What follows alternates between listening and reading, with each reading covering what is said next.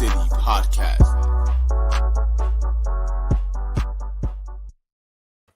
And ladies and gentlemen, we are back another edition of Keys to the City. I'm your host, Trevor Keys, alongside the big brother, Ted Keys, and the host from the podcast, Rich Sports Talk. Nolan Rich is joining us again. I know that it's Thursday and we usually do a football Friday, but we got a special treat for you tonight as we're going double duty. We're talking NFL. We're not talking about the dud of a game we call Thursday Night Football tonight on Amazon Prime between the Colts and the Broncos. No, we're also going to be talking playoff baseball, as now finally we get to the fun times of baseball. The the fall classic is right upon us. Finally, we don't have to worry about the 162 games. Speaking of 62, Aaron Judge is now the new AL home run king. AL home run king. I know people are still saying Bonds. I get that. Understandable. I get it. It's okay. But there are people in this world that don't consider Bonds, McGuire, and Sosa the home run kings. Just throwing that out there. But we are here talking some football. You could also check us out at Keys to the City on clovercrestmedia.com, Spotify, YouTube, Twitter, and Instagram, as well as Facebook. And you can also check out Rich Sports Talk as well on YouTube, Instagram, Facebook, and many more social media platforms. So, the New York Giants, shockingly, are 3-1 right now. Has it been pretty? No, not by a long shot. The odds makers don't give the New York Giants, as Vince McMahon's theme songs once said, no chance in hell this weekend in good old London. And yes, they are taking on that bad man as so-called Aaron Rodgers in that, well, let's just say that bad subpar offense of the Green Bay Packers. Guys, let's get into it right now. London Blues. Now, I know, Nolan, you are a Jet fan, and I know you're going to talk some New York Giant football. It might be hard for you to do, but we're going to talk some New York Giant football. Good win by the Jets last week and the Giants. The Giants and Jets, surprising right now. Is it going to be the London Blues, Ted? Black and Blues for Big Blue on Sunday. Are we going to surprise people, or are they critics, the people that the bettors, are they going to be right? This makes me look like a bad Giant fan because we did our predictions, and one of the predictions we did was the Packers-Giants game, and I picked the Packers. Nolan, how do you feel about that? Should you always pick your team to win no matter who they play? I tend to be a little bit more optimistic, but look, like there are times, especially the last, 12 years where, in order to have some credibility, I have to be like, okay, I think the Jets can make it close. But so look, like personally, though, I do think this is going to be a tough matchup for the Giants. Look, anytime you go overseas at this London's matchup on neutral site, you see kooky things. I mean, if you were to tell people last weekend, like, oh, by the way, the Saints are going to play Andy Dalton and not have Alvin Kamara, but they are a doink field goal away from being the Vikings. So, look, strange things happen in one team. Yeah. I don't know. They were better. They were more efficient with Andy Dalton. Look at the numbers. They were a better team last week. The Red Rifle revenge. Here's my thing. The Giants are 2-0 in London. The two games that they played, they beat the Rams and beat the Dolphins. The two times they did. This is the Packers' first ever game in London.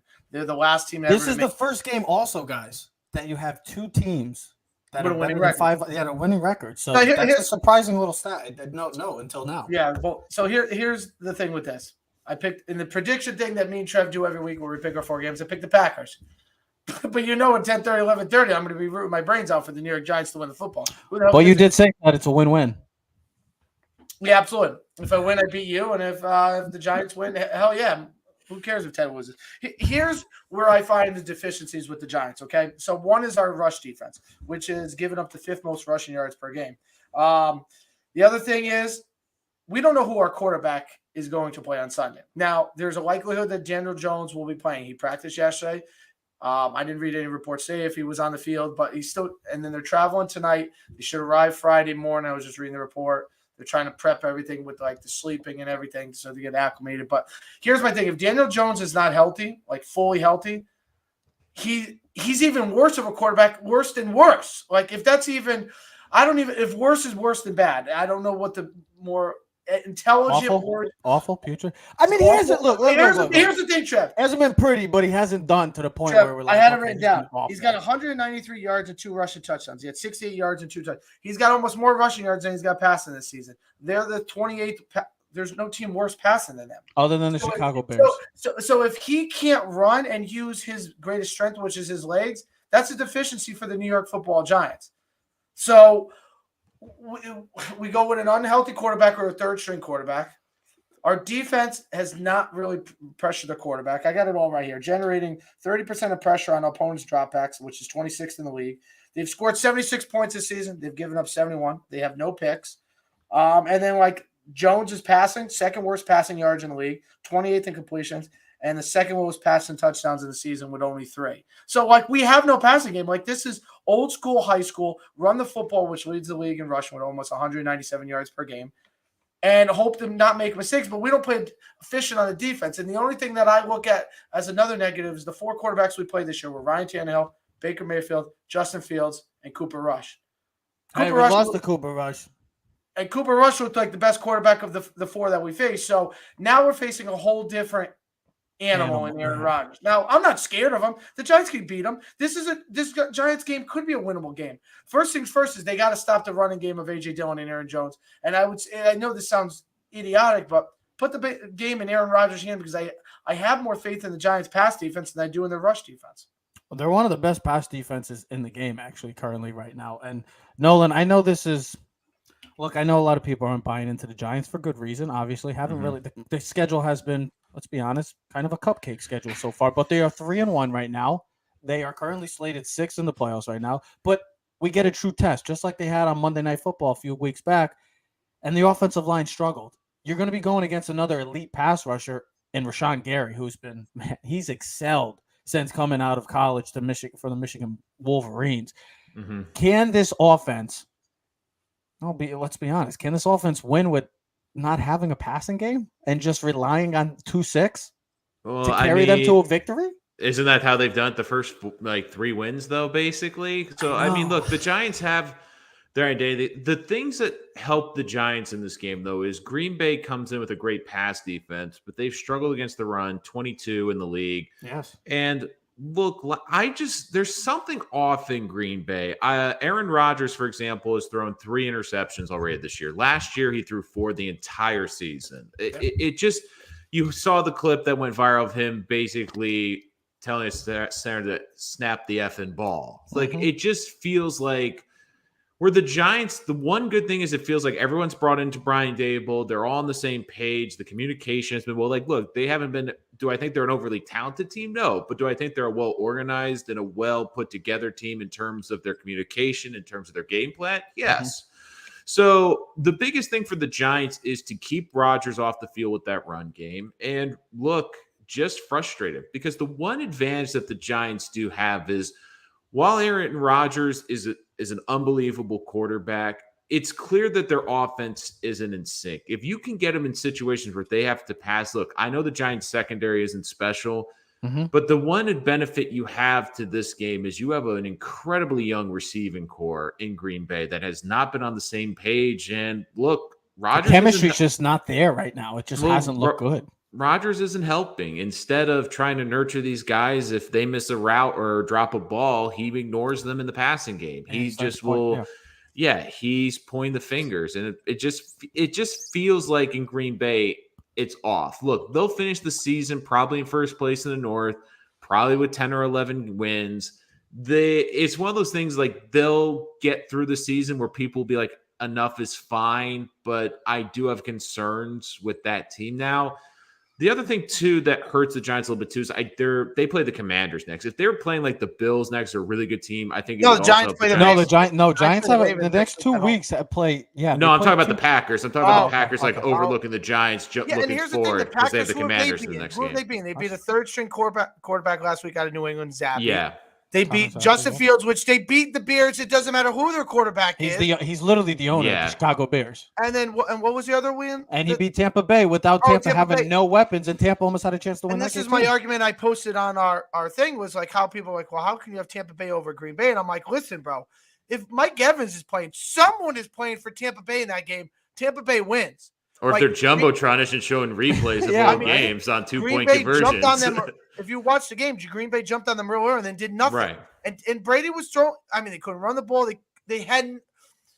He was playing by himself. It was one of the worst teams I've seen put out there, and it's still incredible that Tampa Bay still had a chance to tie or win that game at the end of the. And let's put it this way, guys. Like on Green Bay, the person you have to stop, in my opinion, Aaron right Jones. now, it's Aaron Jones right now. It's not. It's the other Aaron. It's not Aaron. So I think the emergence though of Romeo Dubs is a Mhm. huge could be something that we can be looking moving forward. Maybe not this week, but he's been and looks like him and Rodgers are starting to get in sync. But I agree. It kind of feels like when you play a team like in high school back in the day, and you want to get them early, like a team like, I'll give an example, like Notre Dame or Hand back in the day. You want to play those teams early. I feel like you want to play a team like the Green Bay Packers right now early because, like Nolan said and you said, the lack of chemistry, it's just not there. It's not in sync. The rushing attack has been great, but the passing game, I know they got Aaron Rodgers and how great he is, an all-time great. I get it. But it's just not there. It's the rhythm is just not there. It's just the frustration has been on display throughout games. This is the time for the Giants to make a statement for not just to the league, but to themselves and this franchise as a whole that, hey, I know that we're supposed to be technically in a rebuild mode in the midst of a rebuild because of everything that's transpired the past few years with Dave Gettleman. But this is an opportunity for a team where you see all this, I don't know, hoopla from the Green Bay Packers, pointing the fingers, effing going this and that, yelling at his team. This is a time for the Giants to really, take advantage maybe of winning a game. And plus, it is in London and it's a 9:30 game. So never say never with the Giants. I mean, I know it hasn't been right. I'm not going to sit here and say, guys, that the Giants are a top 5 team in the league. I'm not saying they're not even one of the top 5 teams in the NFC. But they are 3-1. They haven't played anybody. This is going to be a true test when you play against a team and a guy like Aaron Rodgers. Right. And my final thought on the Giants is if they want a shot in this game is who's lining up at receiver. Like the Giants need Kadarius Toney. They need someone. Wan'Dale Robinson. They need They need a playmaker on the outside that can try to make a play, use them maybe even on jet sweeps, like even on wide receiver. Well, here's the other thing. Kadarius Toney can play some quarterback, bro. He can throw the ball. At this point. So, I mean, if we got to go double wildcat with Toney and Barkley and old school football and then bring Jones in for a couple plays here and there, listen, this is going to be a makeshift game. The Giants are just putting pieces together. Dable's coaching his ass off. You could tell, like Nolan, you said, the guys are buying in, which is one good thing. Trev, you are right. I think if you're going to beat the Packers, you got to beat them early. This game's in London. It's not in Green Bay. It's not a Giants game. So maybe the 9:30 throws off. Maybe it takes till halftime or third quarter before the Packers realize they're playing in a football game. I'm not counting out the Giants, okay? Because if you're a Giant fan, I know in the past couple of years you can say, the Giants stink or whatever and use any other superlative that's going to say that the Giants are bad. But if you know Giants history of football, it's like anytime they're counted out, they find ways to win when they're not supposed to. And then the games they're supposed to win, they lose. Like a couple years ago, they were like a 13-point underdog. I remember, Dad, and you and me talked about this. It was a Monday night football game, and they ended up beating, like, remember the Denver, they went in and, like, smoked them? Oh, yeah. They beat them on Sunday night when they were awful. Like 20 to 6 or something. They're like, they're awful. And they had no passing. No passing. Remember, they just ran the football? So – listen, did OBJ make the play? I know he was in the Giants facility at some point this week.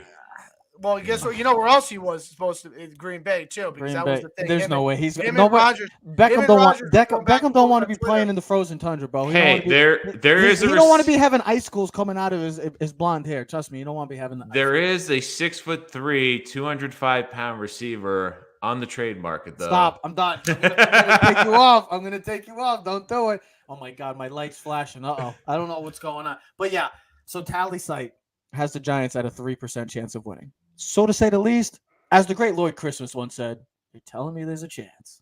It might not be pretty, but you're telling me there's a chance. Yeah, plus the Giants have 8 players on IR, 2 of them on the PUP list. Galladay, Robinson, Toney, Julian Love, Cordero Flott, Tyrod, Aaron Robinson, and DJ. All currently could miss, could play, or are going to be already out. So we'll see what happens with Big Blue.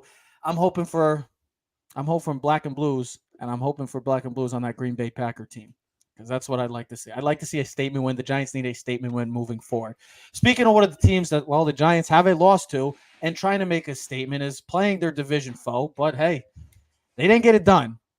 But is it because of the quarterback? I mean, you look at how this defense has been playing, but guys, are we buying in? We talked about it, Ted, the other day about the 49ers. Are we buying in the stock on them? Guys, Nolan, I'll ask you.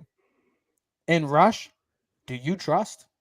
I mean, you got to go back to classic wrestling. What a rush! Oh yeah, The Road Warriors, the baby. Road Warriors. Got to do that, baby. Great Dark Side of the Ring on them too, if you ever want to check that out. But it's hard for me. Like, I like Rush a lot, what he's been doing. Now, the ironic thing is I don't think he's been doing it against really great defenses. Look, the Commanders right now are a mess. Yes, he made enough plays in the Giant game, but I wasn't like overly impressed in the Giant game. I thought he made plays when it mattered most. He made plays when it mattered most, yes. And it's one of those things with backups. The first couple weeks, you can probably get this lightning in the bottle. We've seen it a couple times in NFL history. You see it with like Rob Johnson, for example. Like, some guys catch lightning in a bottle. It's sometimes like for a couple weeks. I mean, the problem now is we'll see guys now have tape on Rush. Guys see what his tendencies are. Yeah, but they still can't. Yeah, but they still can't figure him out. And this offense. I mean, this offense is not explosive. It's not like it was last year where they were the leading. Well, CD Lamb's out. CD Lamb's out this weekend. Wait, he is out. He is out. Yeah, I heard he was questionable. It might be questionable. I thought Lejay Douzable tweeted that he was either out or doubtful. So I thought, but look, that's gonna be a huge. Big Michael Gallup game, maybe? Maybe, but look, like Rush, he's been effective. It's just one of those things too, where I think so many times as a fan base, like, you just love the new toy. Like, again, as someone that's had a lot of experience with a revolving door at quarterbacks, look, Jet fans, like, for example, fell in love with Mike White to death last year. And One game, and he was the second coming of Joe Namath. Look, personally, I appreciate. I always kept saying, look, he had a great Sunday, but I don't necessarily trust him to be a good quarterback. There's a reason why other teams haven't gone after him. Now, could a team maybe try to invest in Rush and get him in the offseason as a quarterback option? Sure. But has he done a great job in the system? Absolutely. But this is also someone that's been in the system for years. He knows it inside and out. He understands the verbiage. He's watched countless hours of film. Like, he's also working with a quarterback who's his offensive coordinator that's been there for years. I mean, the same offensive coordinator in Dallas for years, the same system, working under Dak. Yep. I mean, it does help you be prepared. Now, if this goes to 5 or 6 games, which I doubt, look, I like Rush a lot. I like the athleticism. I do think is he finding a way to maybe get a starting job next year, or is he going to be a full-time Dallas backup? Because we all anticipate when Dak comes back, he's going to be the starter. It doesn't matter what Cooper Rush has done. Absolutely. And with Rush, there are some things like he gets a little bit mechanical in the throws. He gets sometimes a little bit long-armed in the throws too. He doesn't have necessarily a compact release. But you look, he's got athleticism, what you like. The thing that's going to hurt him is he's 29, going to be 30 years old next year. But look, if you're a team that might be looking to start a rookie next year, I think he could be a good segue into a young rookie quarterback. Or if you're a team that has an injury-prone quarterback, Dallas Cowboys, I think he'd be a good fit for them as well. So look, I think we're getting or the New York. Yeah. Look, I mean, personally, I think the Giants are going to have a new quarterback next year. Who's it going to be? Denzel Mims? No, he plays receiver. So I mean, obviously, I know that. I just know you love. I know you love saying the name Denzel Mims. So I had to bring it up. Hey, Giant fans, even on my page, have said like they wouldn't mind taking Denzel Mims. I put polls up there, so I'm just going off the evidence. Back on the Giants. Quick on the Giants. We'll take anybody right now, bro. That's what I'm saying. Off the subway to get. Sixth round pick. We'll take him. Yeah, I mean, a bag of peanuts.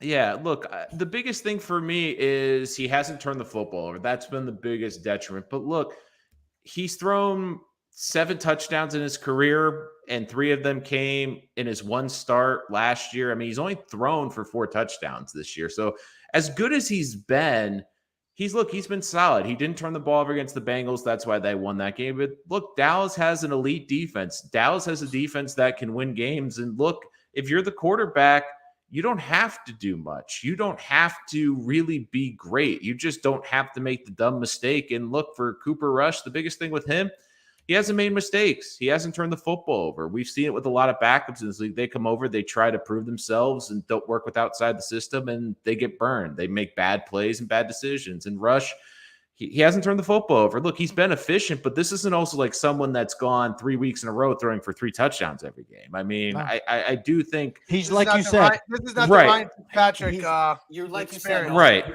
He's doing his part. That's Well, the most listen. important The thing. game is really simple, though. This is, if you listen to the reports, and even Dak said he's like a newfound respect of understanding the game. Like Mhm. the game doesn't have to be Josh Allen and Mahomes every week, where you have to make incredible plays. Right. The game is very simple.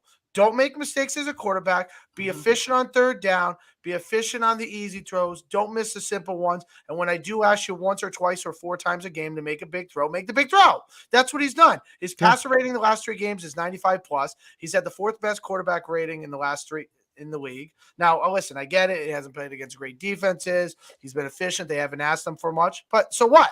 At the end of the day, they're winning football games. And Yeah, and that's the most important thing. They're winning. Listen, they're I'm watching. winning games, and that's important. He's confident, and I give him that. But look, like this is someone that's throwing just a little over 200 yards a game, which is good. It's not spectacular. I mean, Well, Nolan, you said it right. You don't have to do much when you have an all-pro type caliber defense that you can rely on every game.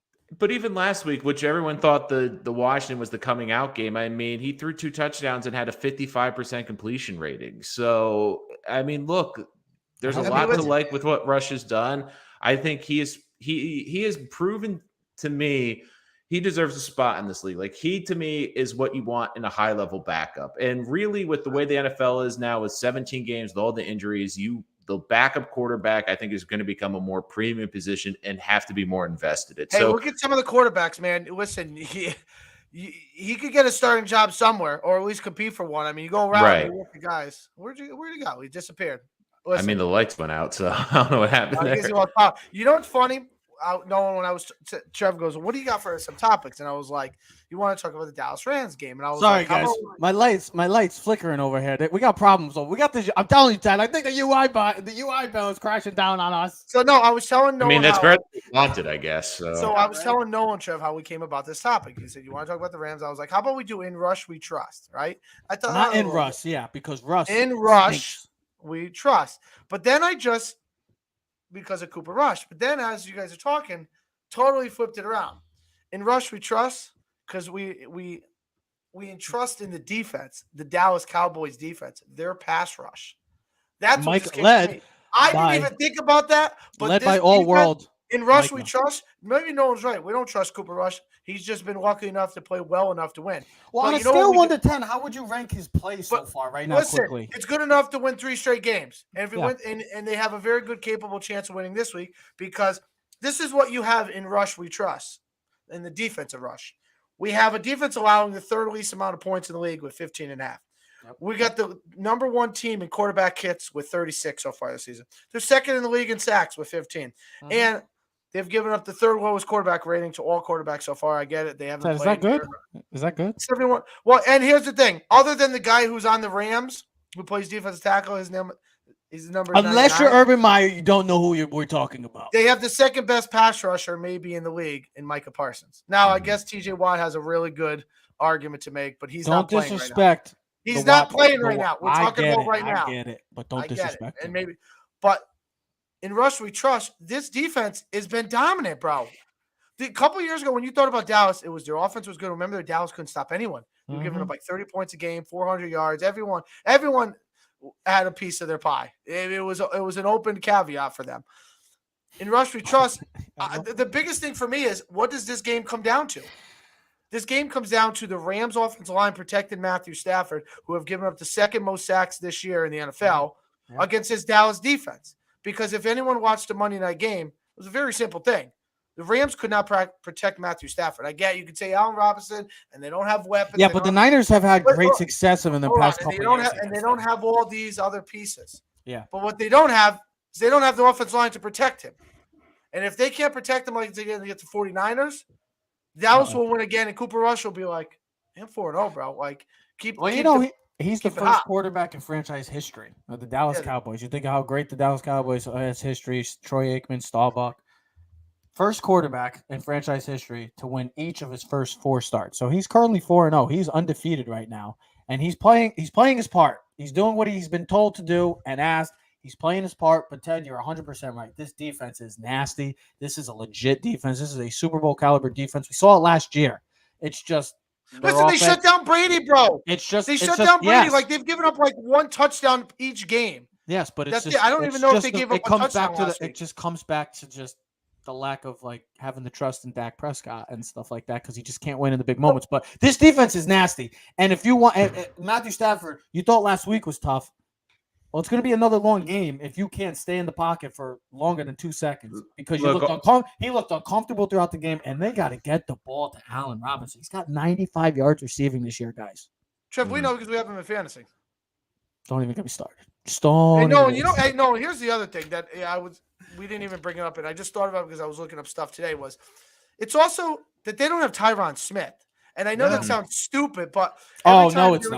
But here's the thing: every time they talked about Dak Prescott when Tyron Smith is out, Dak's numbers and winning whatever percentage went significantly down when he didn't have his left tackle. Still not. I don't know if that's he's an elite left tackle. Yeah, bro. He's an elite left tackle. But also don't forget too, this team drafted Tyler Smith out of Tulsa with the 24th pick. He's been filling in serviceable left tackle. And look, a big upgrade too is getting Jason Peters at guard. Look, Jason Peters doesn't have the speed to be a tackle, but he's been great. Jason Peters is playing guard now. Yeah, bro. He's been playing left guard. He played against the Giants. He was creasing the holes when Tony Pollard went down the sideline because he doesn't have speed. He's older. You know he's going to be a Hall of Famer.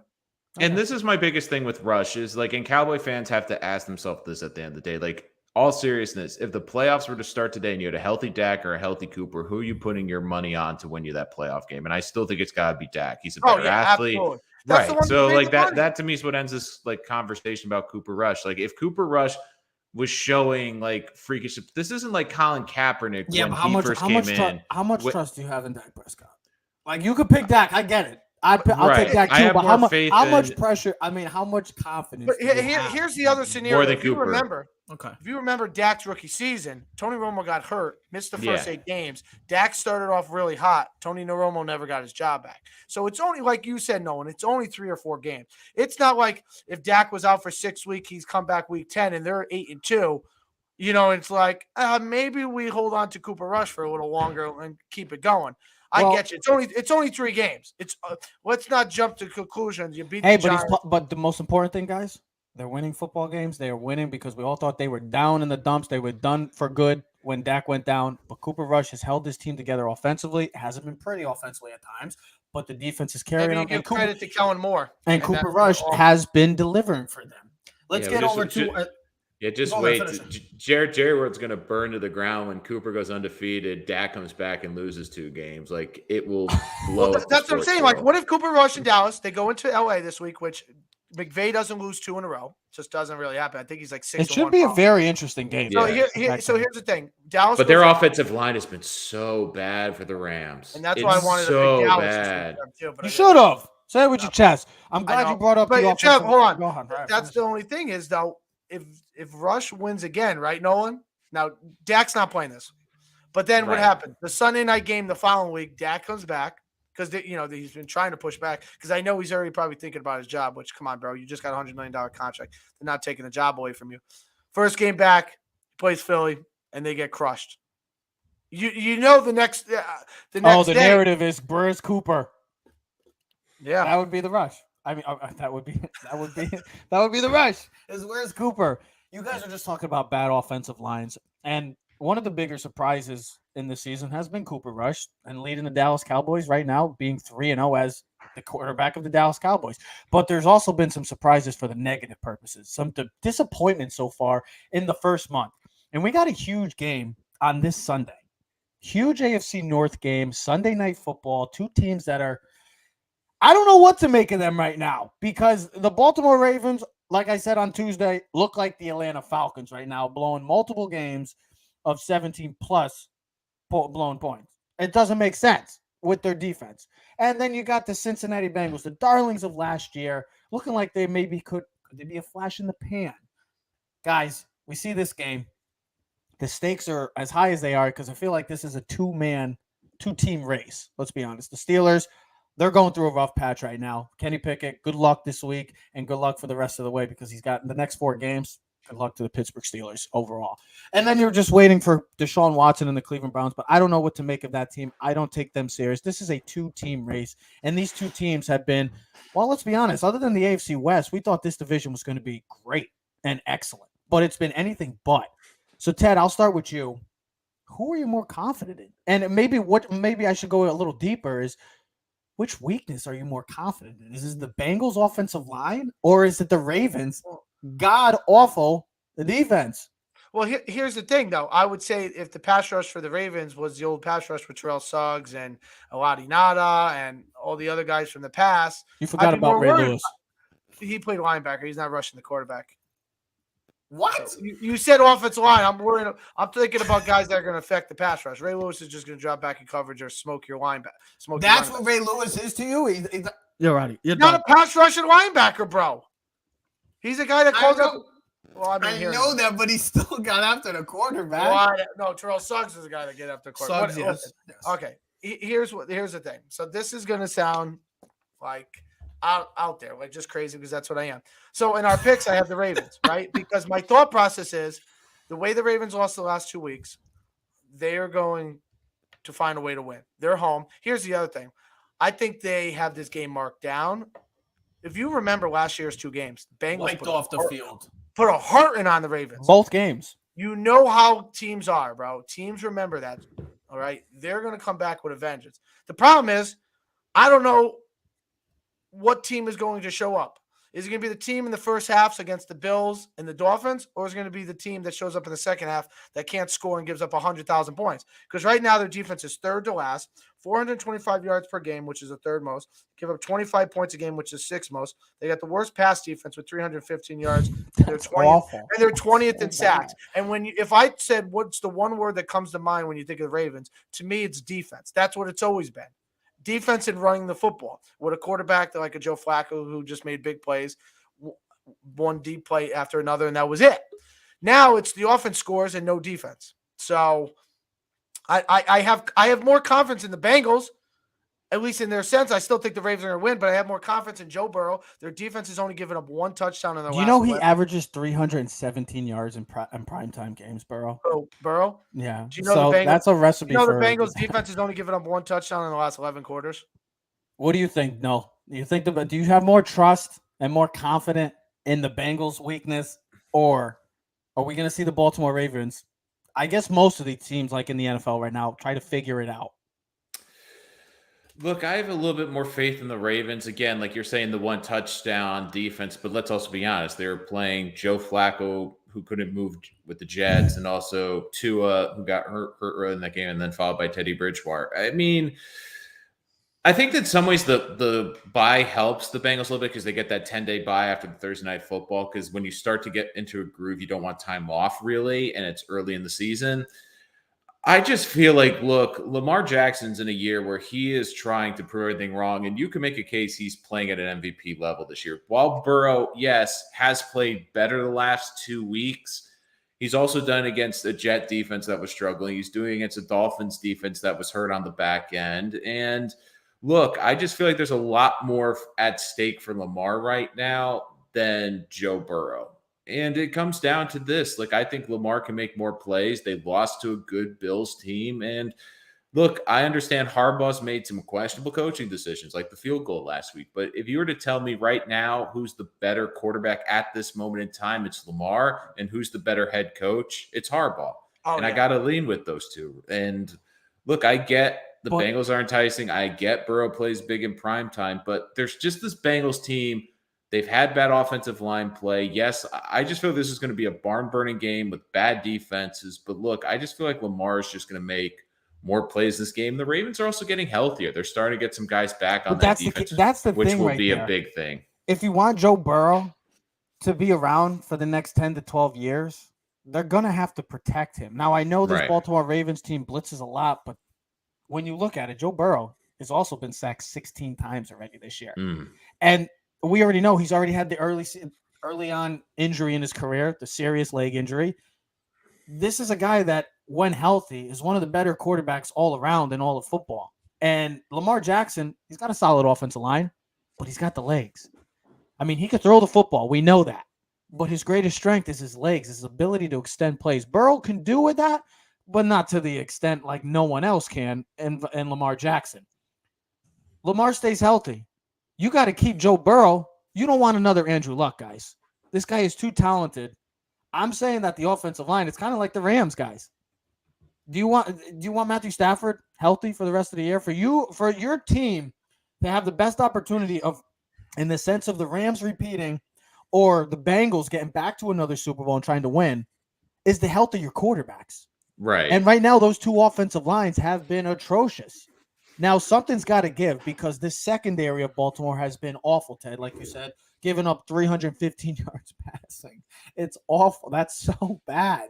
That's atrocious for a team that has been predicated. This franchise has been predicated on defense since they've come over to Baltimore. It's been defense. That defense looked pretty good against the Bills, though. I mean, that defense did hold the Bills to a reasonable amount of points. So, I mean, I do think they're getting better. Weather was a concern, a little rain, but I get it. But you are right about that. They shut down the Bills in the first half, and then they gave up to 17. But the offense fought it in the second. Here's the thing, Trev, too, which could help Joe Burrow. Run the ball.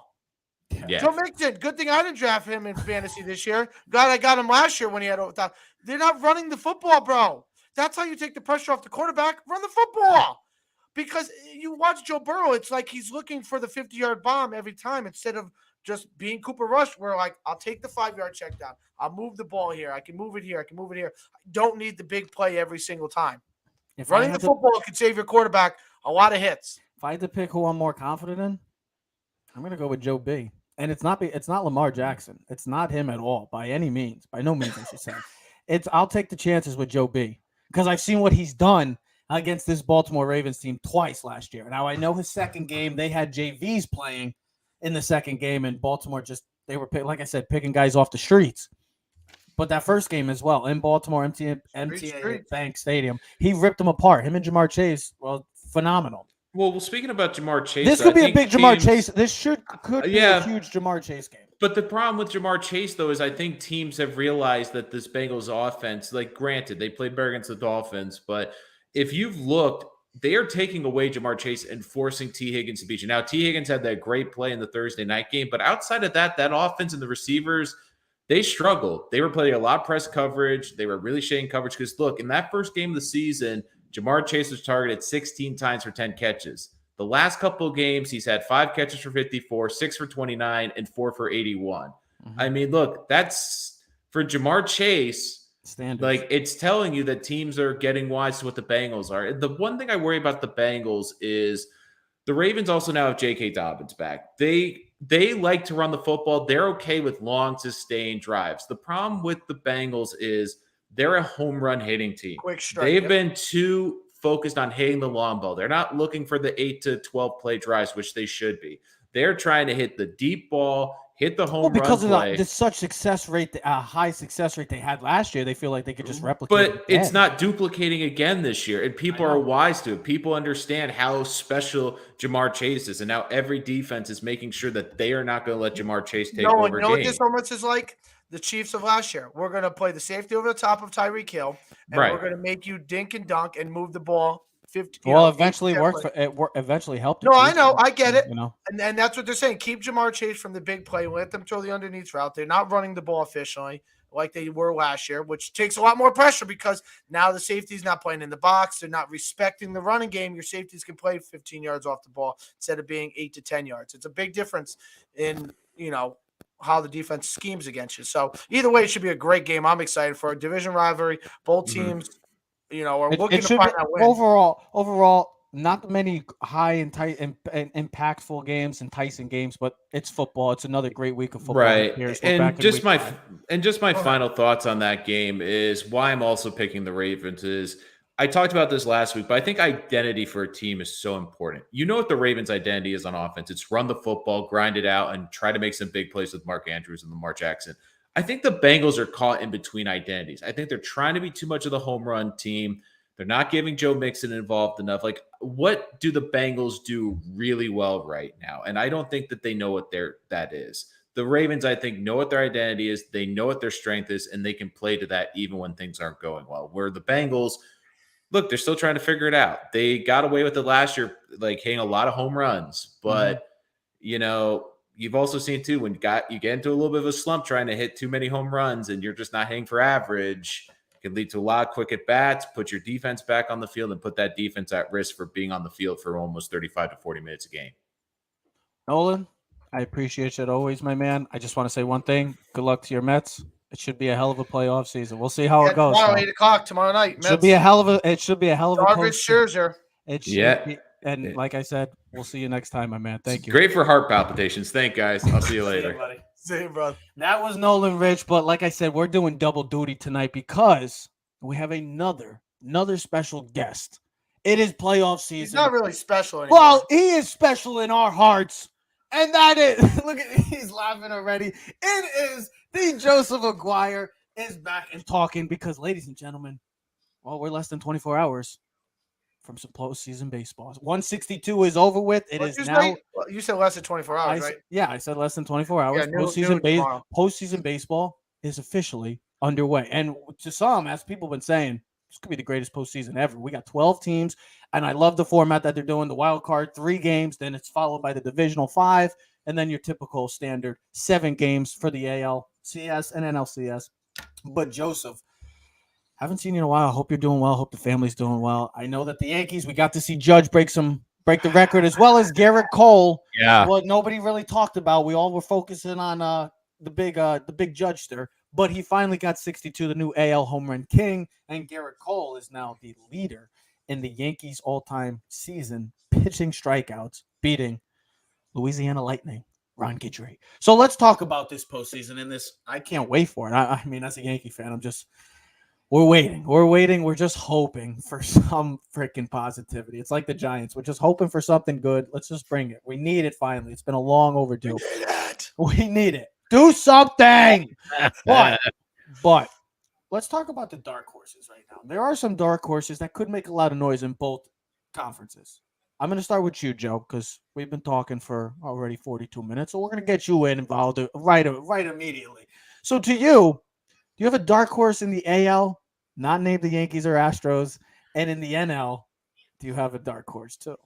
Yeah, my dark horse in the American League is the unfortunately always dangerous Tampa Bay Rays, who are facing off with the Guardians. Looking at the pitching matchups, 100% favor Tampa Bay. Tyler Glasnow coming back. I mean, the timing on that is pretty perfect. When a guy comes back from injury, we like to say we don't know what we expect from him. You know what Tyler Glasnow is going to do, and it's going to be pretty devastating. Their bullpen is so sick deep, and unlike the Yankees and Houston, Tampa Bay just finds a way to score enough runs to win baseball games. Now, is that a credit to you would say that they're manager? I got to jump in on this. Kevin Cash is a great manager. And again, dude, it seems to not matter, Ted. They could stick anybody at any position and the guy becomes a superstar. Unless it's Blake Snell and he's dominating and he takes him out after 5 innings. Great manager. Great manager, you idiot. Well, here's my thing. Everybody has a Boone moment. Trev, never mind. I'll come back after. Go ahead. I want to get into an argument because here's the thing. Tampa Bay's been one of the worst. That's the point.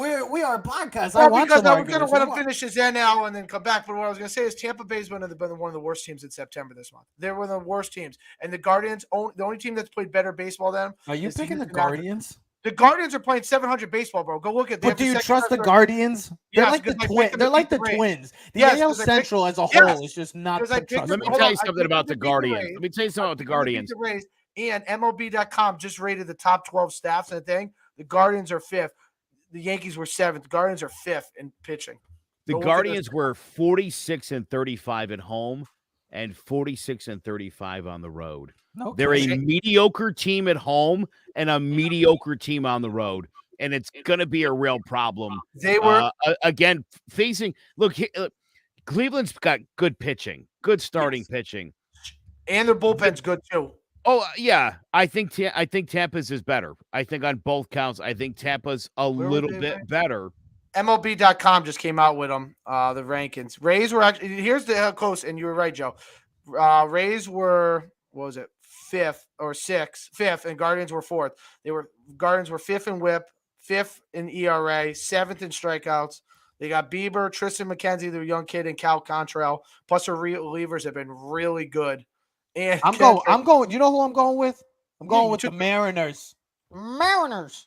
After the listen, I'm not 21 taking the Guardians as the dark horse because I have them losing Yankees. If I had to take a dark horse, though, I think it's don't say the Blue Jays. it'd be the Are you Mariners. guys really gonna both say AL East teams? No, I was thinking Toronto or Seattle because I think Houston. Hold on. Let me stop you for a second. Hold on, Ted. I gotta stop you. Hold on. Wait a second. Hold your thought. I ask you, you're not both gonna say AL East teams. It's like, no. I'm going to say Toronto. And what the hell is the Toronto Blue Jays? Toronto or Seattle. I think the Yankees got a better draw in the postseason as the second seed with the winner of the Rays Guardians than they did because that Toronto team and Seattle, they got a number one ace in Luis Castillo. Rodriguez is a young star. They got some people. Maybe they listen. Julio you Rodriguez never know when you're playing a division rival in the playoffs that you've been all season. Some things change. We know that. Things can change. I think the Rays. But as a Yankee fan, would you be nervous to see Tampa in the second round, possibly with the recent success that they've had? I would be. Listen, let me tell you something about. Let me rain on your Seattle parade. They've had enough rain down over there. They need some. It doesn't rain in Seattle. All it does is rain in Seattle. Julio Rodriguez hit 284 for this team to lead. It's the highest batting average on this team. He's a stud, Joe. He was injured. He's a stud. As a team, the Mariners are batting a collective 230, which is worse than the league average in one of the worst offensive seasons in the history of baseball. That's why Toronto's lineup is stacked. This team's going to need to get by and win the 1-0, 2-1 games of King Felix's day. This team's not going to put up a lot of runs. And listen, you're this postseason, and I agree with you, Trevor. I think it's going to be insane. You've got 12 really good teams. The teams that are here have great pitching, and they have great bullpens. That's why everybody's here. Yeah. To me, Seattle's biggest weakness is they don't get enough hits. No. And I think in this postseason, you're really going to have to create runs. They are a clutch team. They're clutch in the moments when they needed to be. And they've had a lot of clutch 92 games. You got to be clutch. You got to be with a 230 team batting average and 3 guys over 20 home runs. That's it. Well, Not Joe, a you got to be clutch offense here. You got to be clutch to keep the game close. You can't be clutch when it's 8-1 in the third inning. Listen, as much as I don't want to admit it, are you talking about Giancarlo Stanton? But here's the thing. That Toronto team, which everyone had projected to be in the World Series. I think even one of you, I think Joe had Toronto in the World Series or at least in the ALCS. I keep saying I didn't pick the Yankees because and Trevor picked the Rays in the World Series. I'm the only one that had the Yankees. Good. I want one of us to be wrong. If they win, you want to hear wrong? I don't think I had the Yankees in the postseason. If I'm not mistaken, I picked the Yankees. I picked the Yankees to finish 4th in the AL East. Yeah, they're going 4th, bro. I'm gonna look. But here's the thing: that Toronto, and that's what's funny, Joe. You talk about two different teams, and that side. Toronto can bash their way right through the World Series. They got guys throughout the whole. I mean, they might have the second, or I think they wrote MLB.com. I was looking, voted them. I think the second best lineup in going into the playoffs. Oh, they're stacked. That's Joe, you had the Blue Jays, Yankees, and Mariners. So good call. Oh. Nailed it. And then the NL wild card, you had the Padres, Braves, and Brewers. Okay. Alex Mohan is starting game 1 for the Blue Jays. The Blue Jays. Is that Monahan? Manhole? Manoah. Ted. Alex Manoah. Guess what, Ted? Just always rely on Ted to butcher a name. That's why I will never be an announcer because there'll be some. That's why you're a referee. Hey, let me ask about the NL because everybody will be that guy. Walking aside, you look at the AL compared to the NL. You really think that the AL is going to come down to the Yankees against the Astros, but then the NL, you got 5 teams. I know everybody's all the Dodgers because they got 111 teams. The Mets because their pitching is 111 teams. 111 wins. And the Mets, because you got that pitching, you got the offense, but they've been struggling coming into the postseason. Then you got the Braves, who've been red hot since June 1st, 78-34. But I really love the St. Louis Cardinals, man. I don't know. I know that people are not buying into them. They got, other than the Phillies, hold on. I think they had like a 3% chance to win the World Series. They're the second lowest odds out of all 12 teams. I just feel like with this team that they have, led by Nolan Arenado, led by Goldschmidt, and specifically having the three old-timers, kind of like a last hurrah, Wainwright, Yachty, and Pujols, look like they could ride out into the sunset. I'm not saying they're going to win the World Series, but I feel like people are discrediting this team. This is a St. Louis Cardinals franchise organization that finds ways to win and stays consistent no matter what. Do they get the superstars all the time? No. But they find ways to win. They're always at the top of the NL Central, and they're always in top of the NL. They're always in contention. So I know that the Dodgers have been historically great. I get it. It's fine. It's the Dodgers. They'll blow it over. They'll blow it in the ninth. Doesn't matter. The Mets, we got to see what the Mets do because they've started off so hot, but they're kind of going on a cold streak going into the playoffs. But the Braves and Cardinals second round match. Think about the potential matchups between the Mets and the Dodgers, and then the Braves and Cardinals in the NL. Like, really? Somebody's got to lose in those two games? Here's the other thing.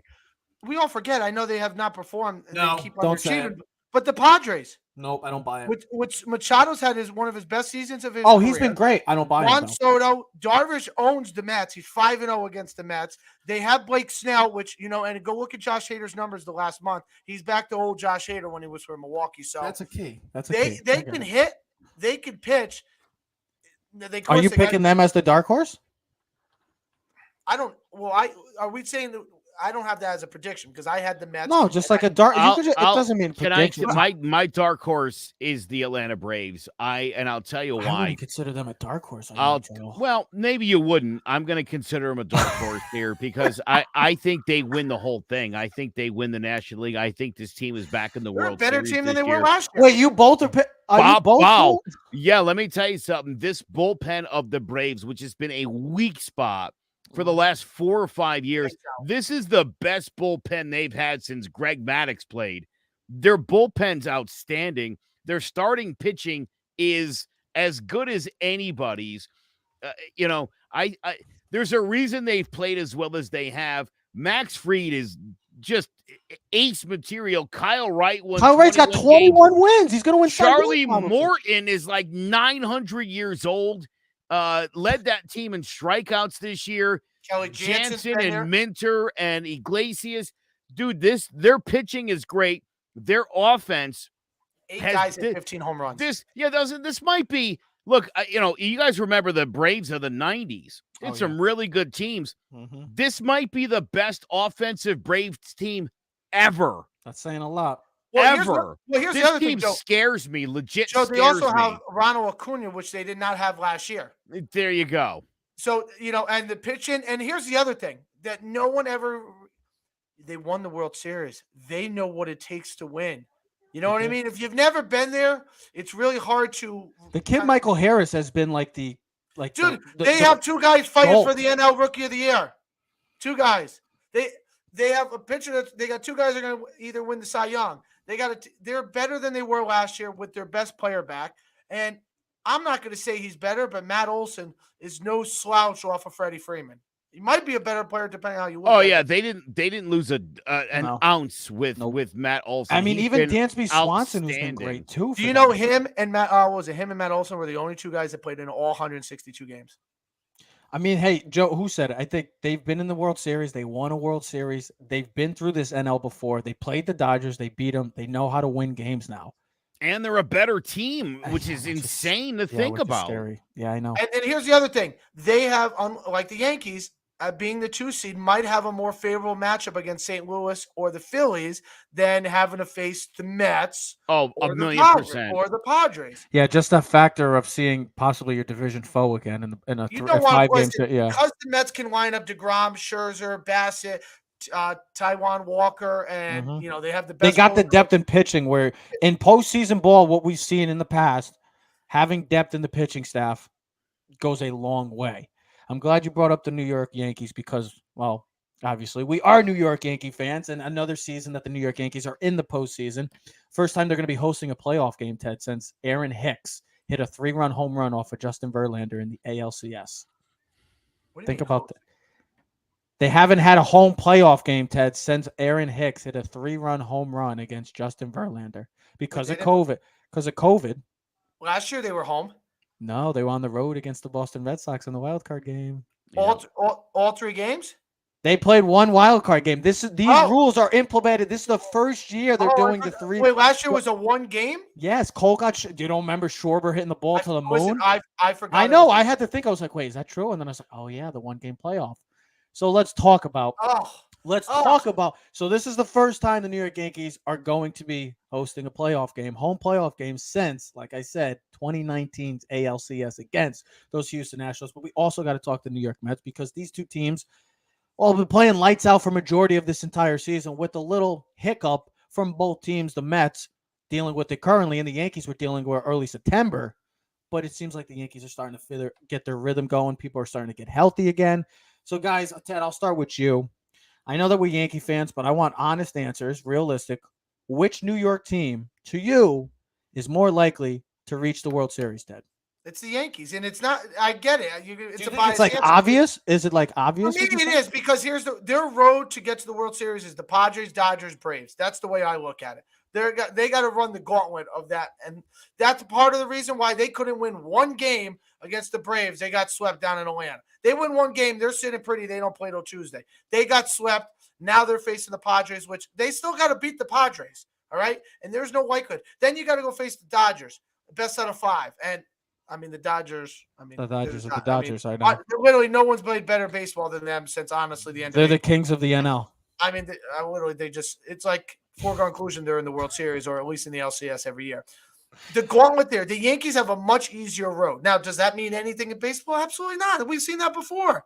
6 seeds, 4 seeds, whatever, anybody. Come play ball, and anybody can win at any time, right? But I just like the likelihood of Yankees. Here's the other thing. Gleyber Torres has played much better down the stretch.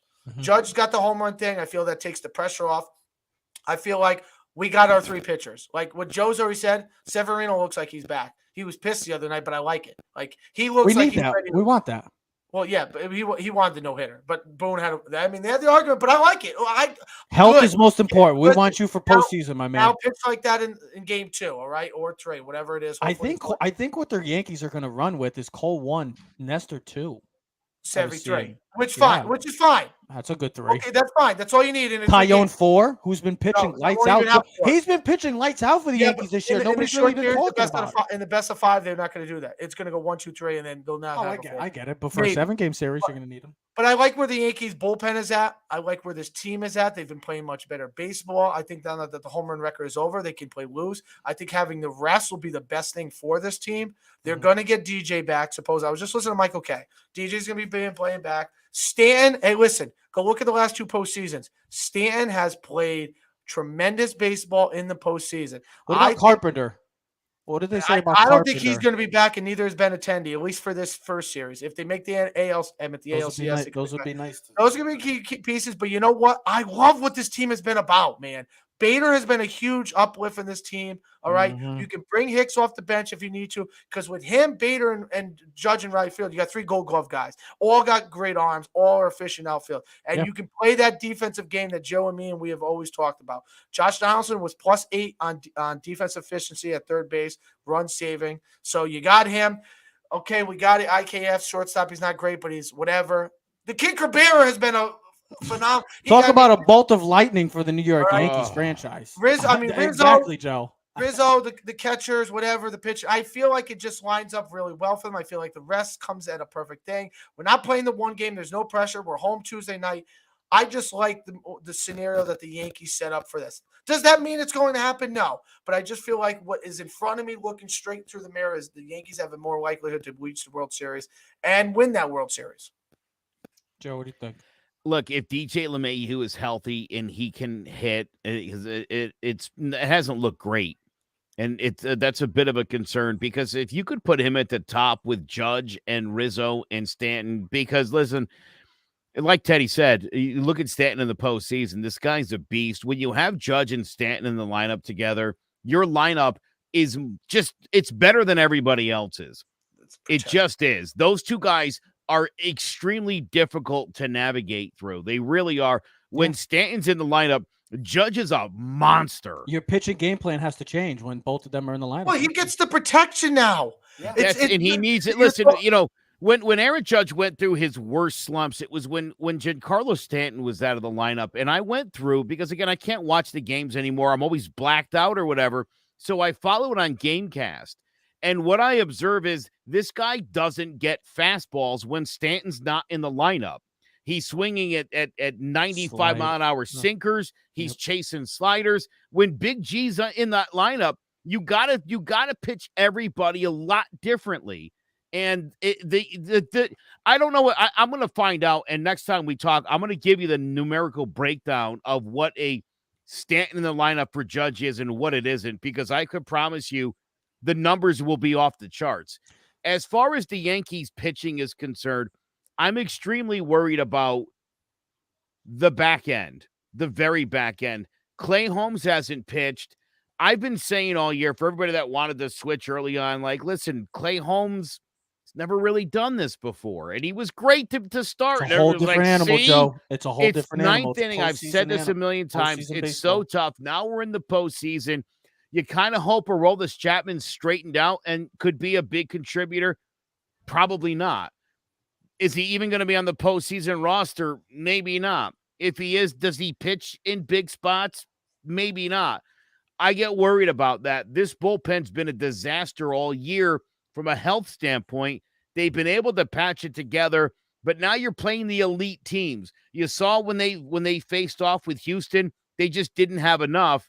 Mm-hmm. The question is do they have enough now? Are they that bullpen pitching well enough now? Because that's the only way they're going to make it through here. And also, Ted, you brought up, I think having Glaber's emergence coming back like that, playing to where he was a few years back, is a huge bonus in addition to this offense. If he could keep it going with the clutch hits, that could go a long way for this team. But you also got to remember, now we're all going to go with the Yankees. I get it. The Mets road to a World Series is a gauntlet. The Mets won the division. I get it, but it still would have been a gauntlet. No matter what, it still would have been a gauntlet because you would have still probably had to play either the Cardinals or Braves. You probably had to play the Dodgers. So you're still playing those top teams. And the NL has been, let's be honest, other than the Yankees and the Astros, it's been the better conference. My thing is with the Yankees, how does Garrett Cole perform in the postseason? Because the last time we saw him pitch, he got shelled by a great offense. My concern, there's a possibility that the New York Yankees will be playing the two kryptonites of this franchise for the past 5 or 6 years, the Tampa Bay Rays and the Houston Astros. Do they figure out ways to get by these teams, especially the Rays? Because it looks like, the Guardians Rays, that could be a toss-up series. But the Houston Astros are going to be most likely in the ALCS. They're just that damn good. Led by Justin Verlander again. They're just that damn good as a franchise. Doesn't matter anymore. The cheating, whatever. It's past it. They find ways to win. They find ways to stay consistent. And they find ways to dominate, whether it's offensively or pitching, bullpen. They do it all the right way. Dusty Baker has won a World Series. Can this Yankee team finally get over the hump and defeating your kryptonite? Those are my big concerns moving into this postseason. I trust Giancarlo Stanton because we've seen the past two postseasons. He's the only guy that's been really hitting for this Yankee team. Can that also be? Can we see the clutch hitting? We can't be seeing a one-man wrecking crew. We can't be having like this year where Judge was carrying this offense. And for all the people that want to continually say that Shohei Ohtani deserves to get MVP consideration, shut up. Aaron Judge is the MVP. This is not a playoff team. Maybe they are a playoff team, but they aren't winning the division. They're 11 games worse with him. That's what they are not winning. They are not winning the division. They're probably getting into the wild card, but they're not winning the division title. And what does being 88 wins get you in the AL? But that's what I'm trying to say. Can this offense continue to play the way they are? They're starting to heat up, but we need to see more than just Giancarlo Stanton hitting the ball out of the park. We need everybody. It's a collective team effort. Can Garrett Cole be the ace that we paid him a few years back and not get shelled by a great offense? And can we get by the kryptonites? That is the Tampa Bay Rays and the Houston Astros. Those are my only concerns moving forward. It seems like a lot, but those are the only concerns moving forward into this postseason for the New York Yankees. This team, as it was constructed in the offseason, to me, and the reason why I didn't think they were going to be great this year was this is sort of like Brian Cashman's wet dream for the postseason, right? To have a team that could play defense, a team that could hit, a team that could move some runners over. Maybe you could play some small ball, do some analytics, all that kind of stuff. This is what he's dreamed of, and he's got it. He's got a really solid defensive team, not going to throw the ball around and give the Rays 3 or 4, 4 or 5 outs in a couple of innings, in a couple of games, because then you're not going to win those games. If Brian Cashman is right, and Harrison Bader, which seems like the dumbest trade in the world because of Jordan Montgomery, he shores up this defense. He adds speed. He adds great base running. You look at guys like Trevino, Cabrera, man. He feels like he's a Todd Frazier, Joe. He got that like. How many times have I said, let these kids play, see what you freaking have for once? Yeah, and it's worked out with both him and Peraza. I think they got to feel really good when you could stash Aaron Hicks's pathetic bat on your bench, bring him in. He's a switch hitter. He does play really good defense. Got a cannon for an arm. It's a pretty good guy to be sitting on your bench. Yeah, you don't need to rely on his bat at all. But I think this is exactly the kind of team Brian Cashman's always dreamed of from an analytical standpoint. If this team can't get past the Rays or the Astros, it's probably time to send Brian Cashman packing. And I think I can't speak to Boone. I think Cashman would either be fired or would step down and realize that, you know what, maybe I just don't get this analytics thing, and you need to find somebody else. 6-3. Well, what's 6-3? Montgomery. I wanted to see the stats for Cardinals. 11 games started, 6. That's all I'm trying to say is that like this team is talented enough to win the World Series. Yeah, and it feels like both of these New York teams are extremely talented enough to win the World Series and play one another. The Yankees have. I mean, here's the other thing: we're not talking about Carpenter or Benintendi even being on this roster. I think not having those two, the postseason. Carpenter, but here's the thing: you can't. So does Bennett. So does Bennett. He played in 2 months. I know, but you know what? You know what really worried me about the Mets? Max Scherzer is talking about the winter and getting some relaxation in. He literally was talking about that a day or so ago. Off season. That's a problem. Can't be thinking about that. It's postseason baseball. Listen, as good as he and DeGrom are, I mean, what just happened against the Braves? I mean, if you're the Braves, you got all the confidence in the world having done what you just did to the Mets' best pitchers. The Mets, I mean, literally led that thing from almost day one to the end, and they got hunted down despite how great everybody wanted to believe the Mets were. Buck Showalter's a brilliant Met. Well, they blew it. They blew it, and their road to the World Series is much more difficult. So I am concerned. And you know what? Aces have to be ace threat, right? I mean, you talk about Garrett Cole, but these two guys let them down in their biggest moments, and I'm not feeling you're pushing these guys another month. These are two guys who have always been injury prone. Mm-hmm. This isn't necessarily their time of the year to thrive historically, so we will see, Joe. Let me ask you very quickly. Give me your World Series prediction. Braves, Astros. If I'm being honest. Honesty's appreciated. Just a little surprise. I hate saying it. Just a little. I've thought the Astros. That's why I had a long. That's why I had a long pause. Just yeah. I've thought Astros all year. Don't worry. I was thinking the same thing. Even though when we post our predictions tomorrow, I'll have the Braves Yankees. But honestly, if I'm not a Yankee fan and I was just looking from the outside in, I would have Astros winning against the Braves. As a Yankee fan, I am as optimistic about this team as I have been since 2018. I'll be honest. This is probably the best we've had. And here's the other thing, though. That Astro team, they're building a dynasty. I mean, for the last 7 years, like the Dodgers, no one's played better. I mean, they're fishing. They're great, bro. They hit the ball on the pitching and everything. It's like, oh, they lost Garrett Cole. Last thing, if the Yankees bullpen was 100% healthy and straightened out, and everybody, including Chad Green, was in it, I think they could walk through the playoffs. That's how good this team is. If Britton That- and Green and Chapman and Clay Yeah. Holmes, That bullpen, your Ron Eliza, Marciano and Lucas Lucky, Scott Efros. they've done a nice job. They've gotten the job done. They've also Can they had do it in the some It's a whole different implosions. animal. And yeah, It's a the whole different playoffs. animal in the postseason. If I was a gambler, I look at that Astros bullpen. They've been there. All those guys have been there. And we're running Ron Marciano out there as good as he's pitched. If I'm a betting man. Yeah, I mean, I'd rather have Green and Britton and Wiza and Chapman and Now all the talk. Look, Wandy Peralta. I mean, you got people out there. There's guys. They have, like you said, Trevor. I know you're gonna say they just got to come through in the clutch in the biggest part of the season. I don't care how bad you play during the season. We don't care. Scott Brosius never was remembered during his regular season for his 208 batting average. It was the World Series MVP. there's 12 teams vying for a title. All the talking's over with. All the debates. It's postseason baseball. Here we go.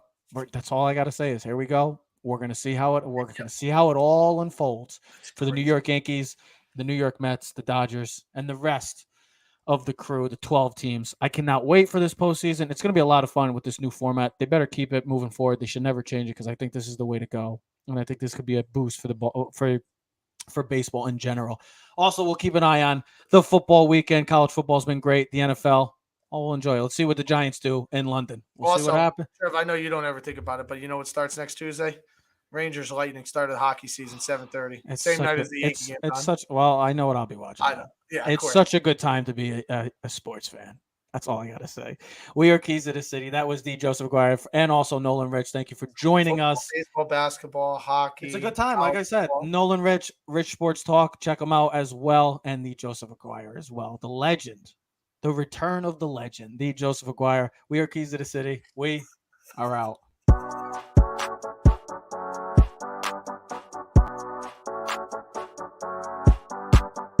You are now in tune to the Keys to the City podcast.